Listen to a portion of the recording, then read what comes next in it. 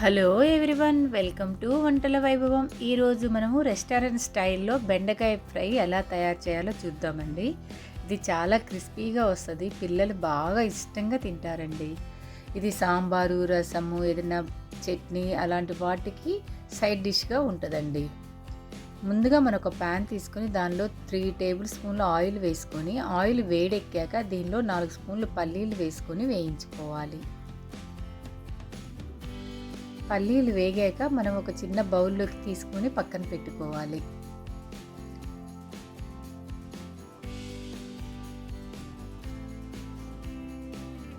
ఇప్పుడు ఇదే ప్యాన్లో బెండకాయ ముక్కలు వేసుకొని వేయించుకోవాలి.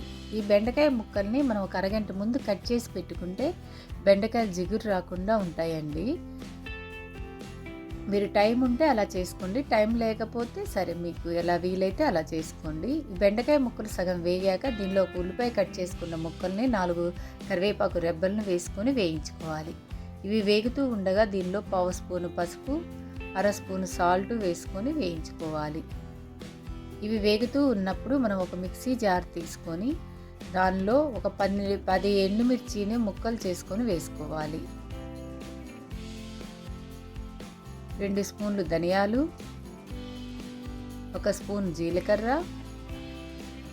4 స్పూన్లు ఎండు కొబ్బరి ముక్కలు, 5 వెల్లుల్లి రెబ్బలు, 1/2 స్పూన్ సాల్ట్ వేసుకొని మిక్సీ పట్టుకోవాలి. మిక్సీ ఇలా కోసుగా పట్టుకోవాలండి, మరీ మెత్తగా పట్టుకోకూడదు.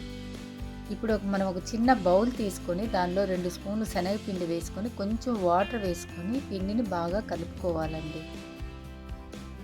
కలుపుకొని దీన్ని మనం వేగుతున్న బెండకాయ ముక్కల్లో వేసుకోవాలండి. ఇప్పుడు ఈ పిండి పొడి పొడిగా వచ్చే వరకు వేయించుకోవాలి.